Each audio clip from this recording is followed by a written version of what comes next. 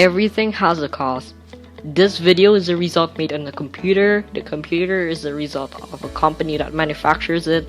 The company that manufactures the computer is the result of people who made it, and so on. The universe, in fact, also has a cause.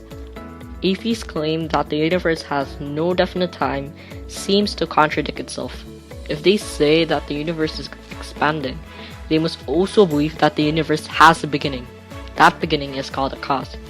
But what kind of cause, or who is the cause? The universe cannot start itself. A cause must make the universe at a definite point time in the past from a single point.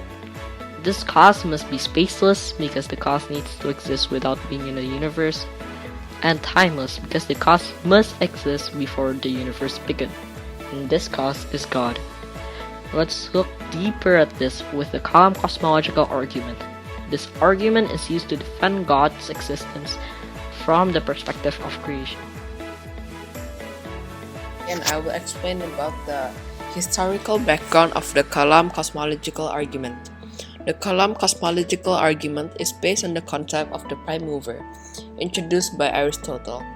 It entered in the early Christian or Neoplatonist philosophy in late antiquity. It was also developed by John Philoponus. The concept was adopted into medieval Islamic traditions, where it received its fullest articulations by Muslim scholars, most directly by Islam theologians of the Sunni tradition. The important people here who developed it were Al-Kindi, Al-Ghazali, and Saint Bonaventure.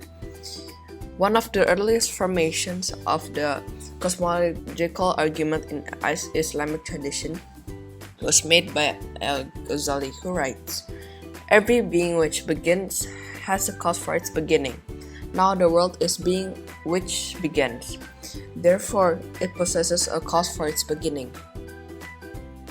From this formulation, we got Kalam cosmological argument that argues: Premise 1. Whatever begins to exist has a cause. Premise 2. The universe begins to exist. Conclusion: the universe has a cause. Let's look at their premises one by one.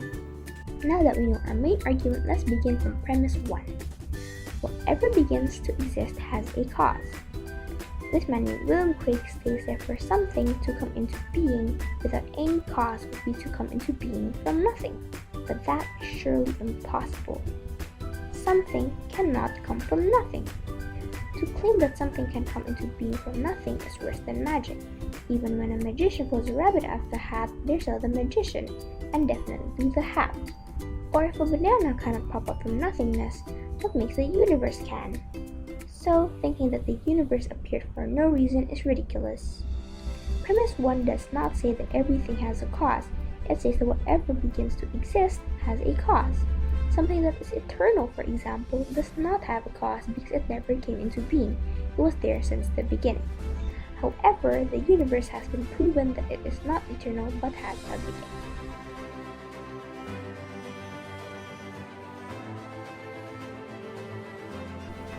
If the universe had never begun, then there would be an infinite number of past events that happened before the present. And to believe the infinite number of past events is just absurd, or at least lead to many absurdities. Thus, the number of past events must be finite. In its actuality, the series of past events are formed by adding one event after another. Imagine a domino sequence. There is one domino falling after another until the last domino is reached. It all begins with the first domino. If we believe that the universe doesn't have a beginning, then the final domino would never fall, because the first domino has to fall first. The finitude of events and the first domino theory proves that the universe began to exist. In a deductive argument, the counter-argument is made when two premises are correct and the conclusion follows logically. Since the first premise, whatever begins to exist has a cause, and the second premise, the universe began to exist, follows logically, therefore the conclusion, the universe has a cause, also follows logically. Which then begs the question, what caused this universe? The cause of the universe must be a cause, because we've seen an infinite series of causes is impossible. Therefore, the cause of the universe must transcend all time and space. It must be imaginably powerful, since it created all matter in space. An Arabian philosopher named Ghazali argued that the cause is a personal being with a personal freedom of will. So this universe is created by a personal being, a creator, or rather, a god.